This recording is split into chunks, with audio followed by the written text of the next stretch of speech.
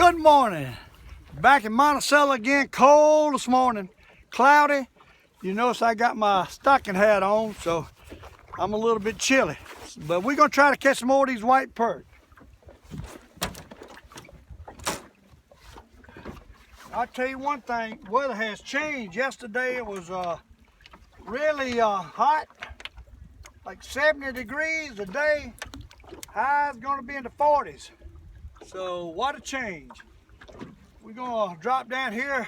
We're going to work out in about 63 foot of water. I'm going to work across this little hump right out here.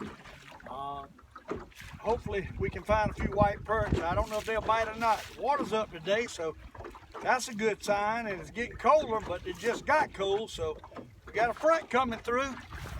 We're going to try, you know, like I've always said, don't give up. You might give out, but don't give up. Keep on going. You never know when the next bite or the next day they might bite. So we're going to keep on trying. We might not get a bite, and then we might tear them up. They've been slow for the last week. I don't mind telling you, really slow.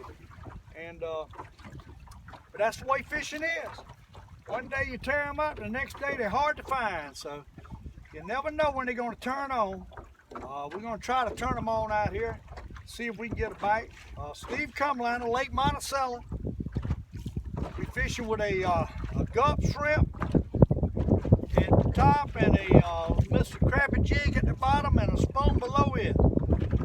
3/4 ounce Wahoo spoon. I generally just use the Wahoo. Got a good hook on it and it's heavy and holds it down. Well, we're slow trolling right now. We'll see what happens if we can find some.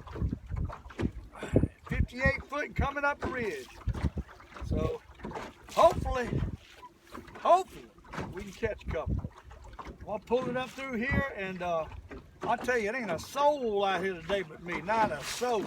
I'm the only crazy fool on this lake today because it really dropped off cold and cloudy. You see how gloomy it is. A lot of times though, these kind of days is when they bite, so you never know what to expect from fishing. All you can do is turn the camera on and hope for the best. You know, try to put it do what you know, and then if that don't work, then you start experimenting on something else. Right now we in 58 foot. The water's high, so a lot of times when the water's high, those fish might move up a little bit, and cloudy too. So high water, cloudy weather, that means those two, that's bite. Those two things, that means shallow work. But let's see what we can catch here. That looks like a pretty good one. That looks like a pretty good one. Please, that is a nice one. Maybe the big one's out here today. I hadn't been able to catch any big ones the last couple of days. A little one. The old bird's diving down trying to get him, so we'll see what we got. We got two perch. Two white perch. One of them's a good one, and the other's hooked in the lip. That's why it pulls so hard. But one of them's a good one, the other's about a ½ pound. White perch. Caught him on the gulp shrimp, the bigger one. That is a nice perch right there. Nothing wrong with him. But it might weigh a pound. But well, that's encouraging. See, I started deeper and I moved up a little shallower and then they hit. So turn this boat back around and head toward the wind. Man, I tell you, you got to love fishing to be out here in this kind of weather. That's for sure. You got to love it. But them pretty days like we've been having, they ain't worth it. I just can't catch perch right on them pretty days in the winter. Everybody goes fishing on the pretty days. Them ain't the days to catch them. I'm convinced of that. It's been real slow. I've caught a few. Oh, that was another bite. Boy, that's encouraging. So I'm thinking we might be able to catch a few today. All right, let's pull this thing along. There he is. Yeah, there he is. Now we're going to let it swim around down there and see if we can catch a couple more. I don't know if we can or not on this cloudy day. I don't think I got any more. I don't know. Oh, nothing might be taking it. There's nothing. He followed it way up to the top before the second one took, unless the first one decided to start pulling. But I believe I got more than one. I believe I got two white perch. Lake Monticello. Love it. Man, what a day this might be. Ain't a soul out here, everybody sitting on the couch but me. That's when you go fishing. That's when you go fishing. When the weather is the roughest is when you go fishing. And everybody thinks you stay home, it's too rough. They're messing up. That's when you go. So,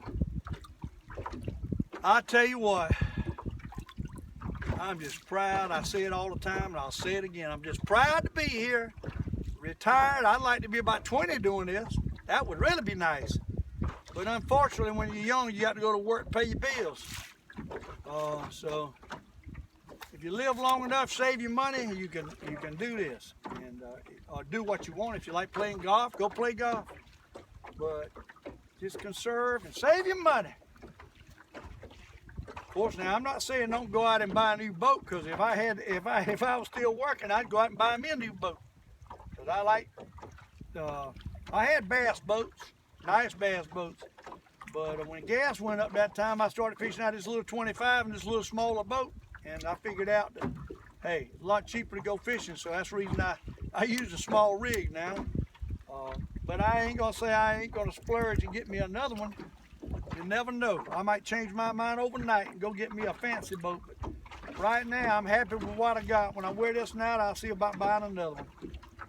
But if you do buy a boat, go visit Troy Doss at Doss Marine in Chapin, Highway 76. He's a fine fellow to work with. There's another. He's a fine fellow to work with, and he's got the CR aluminum boat and the Blue Wave center console boat. I tell you right now, that Blue Wave center console, that is one beautiful boat. Man, that's one I'd like to really own. I think they're powered by Suzuki outboard. And they say that Suzuki, man, that thing, that's the way to go. So, Troy Doss, Highway 76, Doss Marine in Chapin, South Carolina. Go check them out. Troy got some good prices too. Troy will work with you and get you in a good boat. So try them and check them out. They're right by Wessanger Appliances. While you're there, you can go and see old Deb at Wessanger Appliance, and buy you a wash and dryer refrigerator. He's got it all. Good fellows to work with. So, all right, perches. Let's see what's going on here. Let's see if we can catch another one. Control this jig around here. There's a couple out there. That's a bite. Oh, missed it. But it's a couple biting. I mean, they're not eating it up, but hey, enough to keep you interested. So, dang it. Oh, Lord, I missed him again. My old birds are back out here with me. I tell you what, I've been tempted to buy me some collars to put on them to see if I can identify them. They're here all the time. There he is. There he is. There he is. I don't think that's a big one there. I think that's a little bitty one. Pull him on in, see what we got. We might have something snag hooked here. Yeah. Boy, look at that little thing. Now, that there is a bird delight. He's gonna get eaten, I'm afraid. He's not gonna live another night. All right, drop him back down, 51 foot of water, Lake Monticello, 2017. It's the first couple of days of February. 2017. Boy, in 2016 February, I was hammering them fish. But 2017 is another thing. Fish change every year. You got to be able to adapt. And that's what it takes. Alright. Let's see if we can get another to bite it.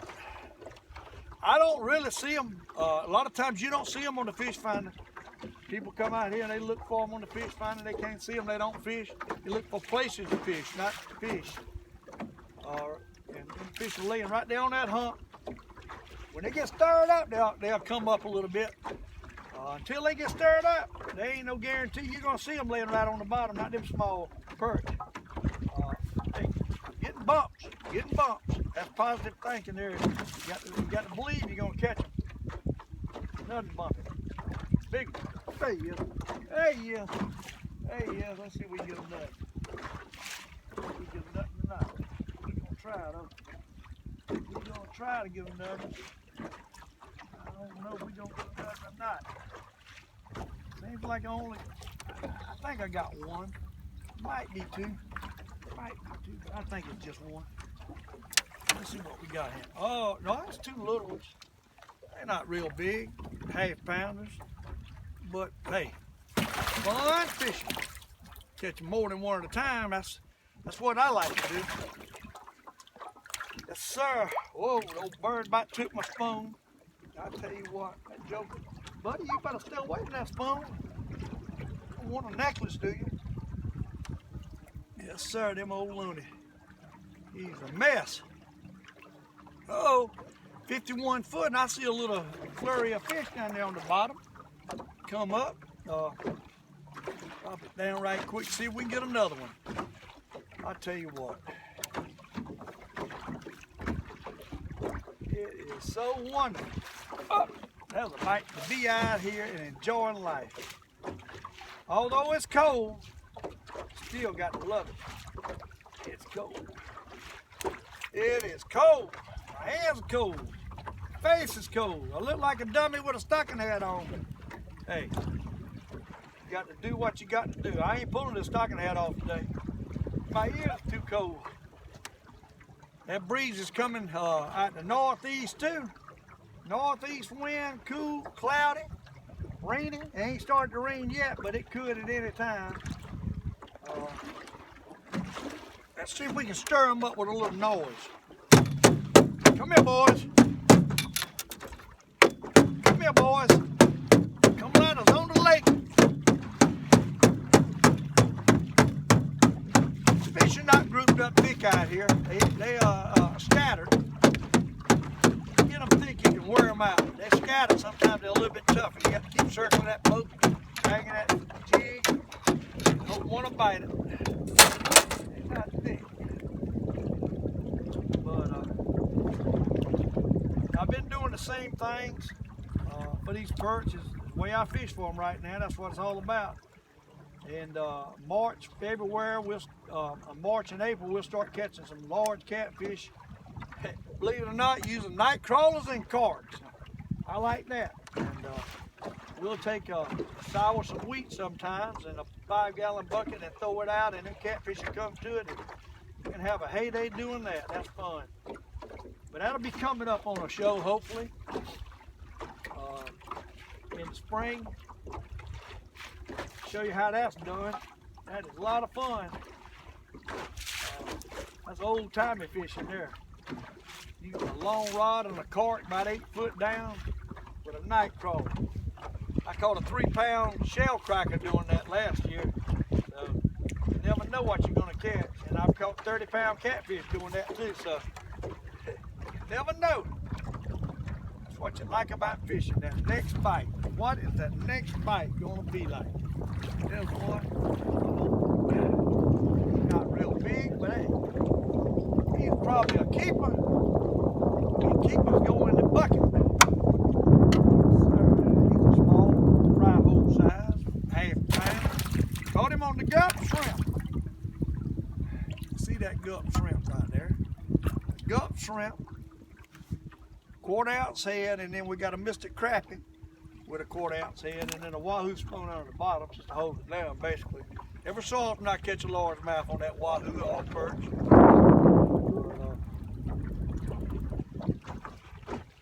Turn this boat around, see if we can catch another one, Lake Monticello, on a cold, cold February morning. Woo.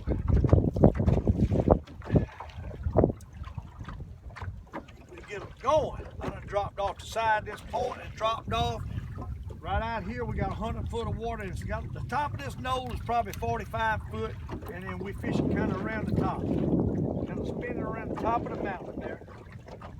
Some days they're out there at 65, 70 foot off the end right before it gets to the trees. Some days they're up here on the top. You never know.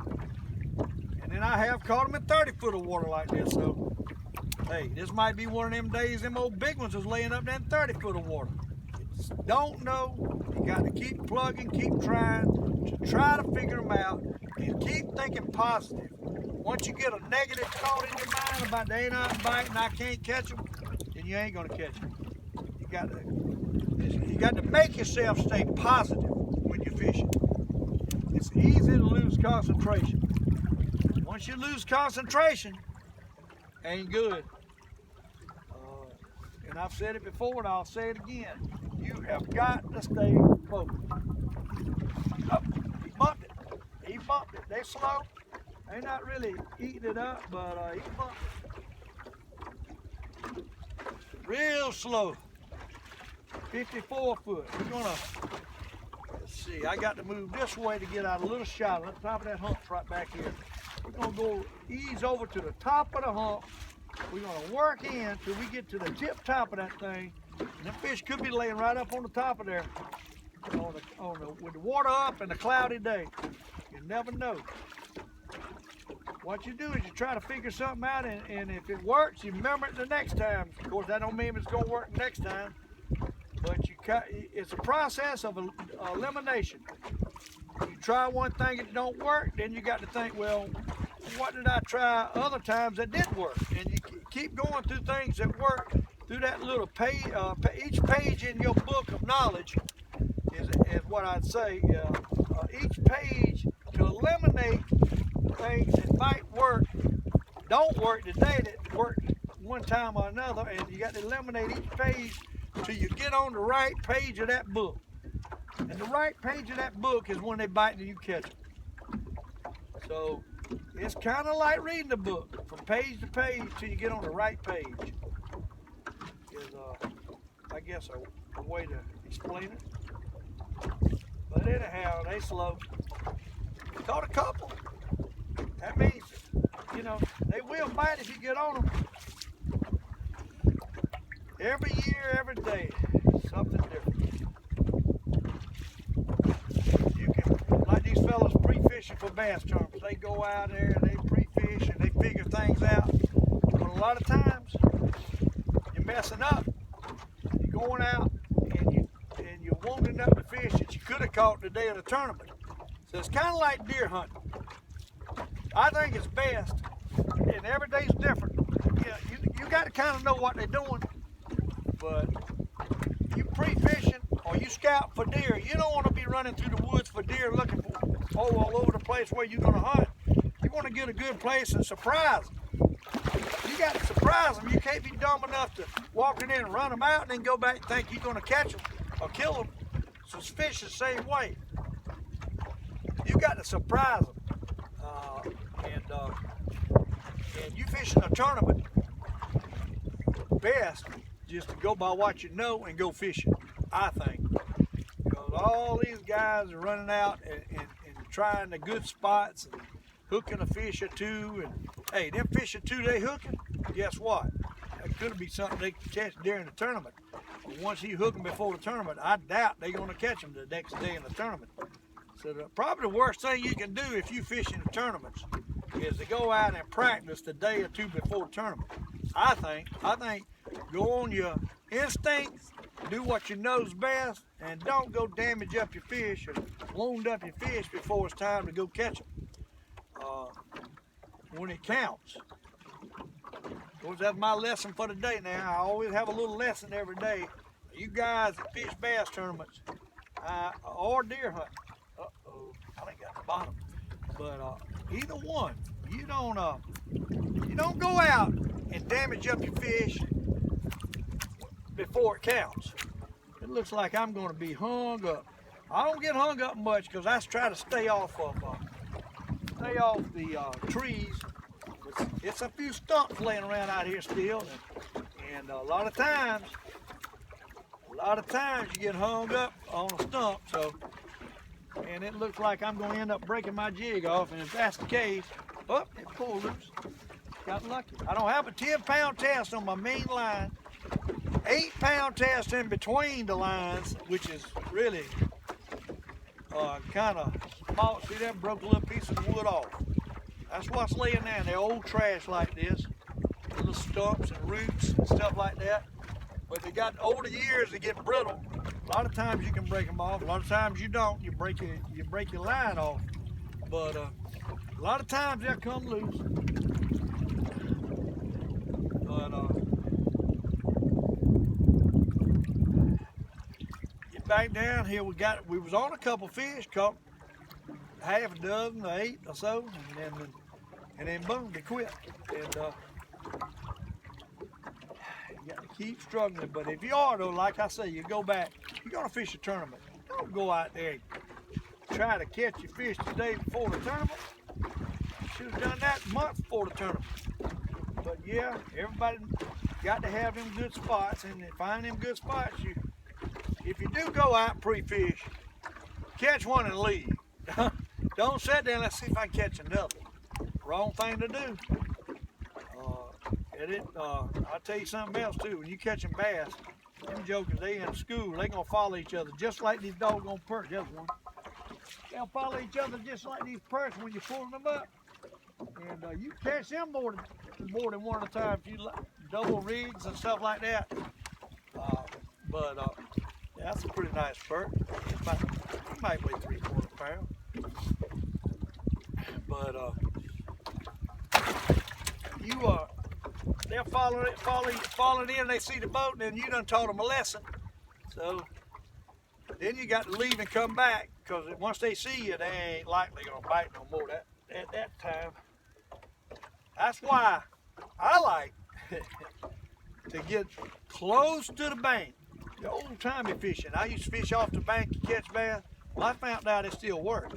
I just get this boat in there close to the bank, and when they follow that fish in, guess what? You pulling them to the bank. You ain't pulling them out in deep water.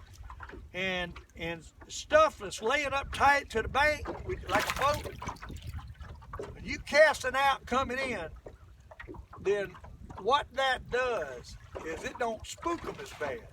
They think that fish is running into the bank to get a shad. They don't realize you're a fisherman in there when you tight to the bank.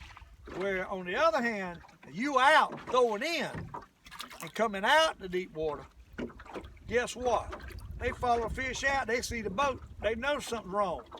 So that's another little secret I probably shouldn't tell, but I get in tight to the bank and throw out.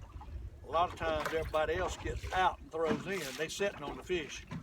I'm out there bringing the fish on into the bank to feed, and then you can sit there and catch a lot of them by being like that. There's one old white perch. Let's see if we get that. That's good. I like to catch more than one. Like might be one of them days you ain't gonna catch but one. I caught a couple there at once, but now I'm not catching but one at a time. Mediocre size. They're not eating it up. But I do these little shows to try to each day tell a few things that I know. I'm getting old, ain't gonna make no difference. Maybe some of these young guys can learn something. I hate to think like that, but it's true. Hey, I don't know how many more years I can sit out here in this boat. Hopefully I can stay here till I'm 80, but hey, I'm soon to be 66, and getting tougher and tougher right now. That's why I might have to go up there and talk with Troy and get me a little bit nicer boat. Because I'm not as agile as I used to be in this little boat. So I might end up having to regroup on my boat and see if I can go buy me a boat up there. Troy Dawes Marine in Chapin, South Carolina. And there's another perch. Oh, he's hooked on the lip, on the side of the lip. He's little. I'm not catching any real big ones here today, Tom. I don't know what's going on. I got way off this ridge out here. I'm at 50 foot now. I went over the hump. I'm on the other side of the hump. I'm on the front side of the hump next to the deep water and the trees. The back side of that hump is deep, but it's not as many trees back toward the land. So, but anyhow, I'm going to catch one more and I'm going to let y'all go. But anyhow, go check old Troy Dawes out. Dawes Marine.